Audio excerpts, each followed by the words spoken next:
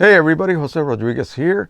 It is mid-November and it is cold, cold, cold outside. 12 degrees right now. So I'm inside my little dungeon, nice and warm and snuggly. And I wanted to share with you, I told you in the last video that I had a major crash with my computer and I had to then reinstall Windows. I was trying to reinstall a more modern version. Why? I don't know. 8.1, Windows 8.1, and it was not getting along with my current hardware that I have in my computer, components that is. So I went back to 7.1, which is the go-to for me. And as I was installing my printers, by the way, 8.1, absolutely no problem installing my printers. Fast.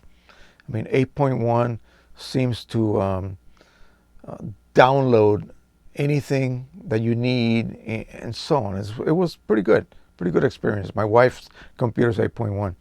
But anyway, I reverted back to 7.1 and so far it is stable. And I upgraded all my drivers using an application that helps you do that automatically. So I'm up to date on that. But as I installed all of my printers, I began to notice that some of them asked you to check a little box for automatic updates. And that's exactly what everybody has been saying. Be careful with, especially Canon printers.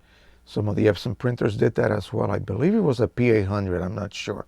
Now that I finished all my printer installations, everything went fairly well.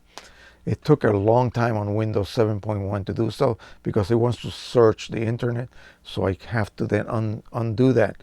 I don't want any upgrades of any kind of a driver or any kind of sneaking in of firmware updates or anything like that. So I just wanted to pass that on to you to be careful when you reinstall a printer, especially if you have to reformat your computer and you have to reinstall all your printers or your single printer for that matter.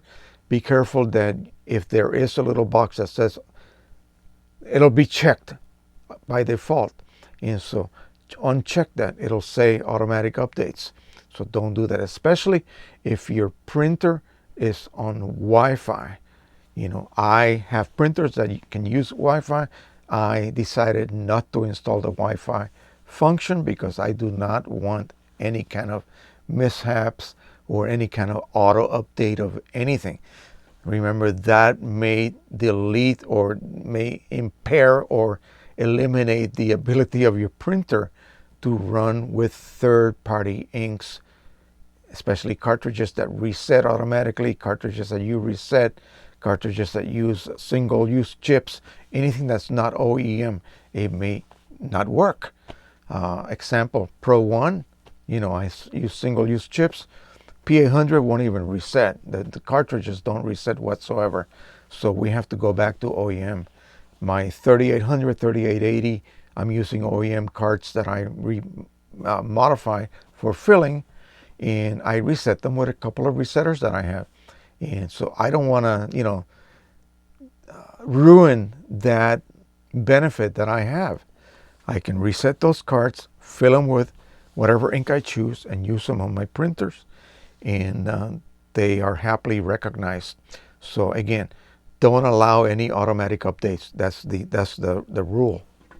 If you use OEM only, fine, let it update all you want. Get the latest firmware, whatever. But if you're using third-party ink choices, and this is what we do in this channel, I hope everybody here is at least considering some of the options that are available for these printers and are, you know, fine with doing so. And so that is a good reason to never update your printer driver even, or your printer's firmware especially. Okay, don't do so. All right, that is it. I just wanted to pass that on to you. I just saw that today. I really didn't notice previously that that was an option that, you know, should have been left untouched. Okay, thank you so much again. Please don't forget to subscribe, share, and like. Tell the whole world, everybody, about this channel. We need as many people to join us, and we can become the biggest in the world, hopefully by next year. So thanks again. Happy printing, everybody. Bye-bye.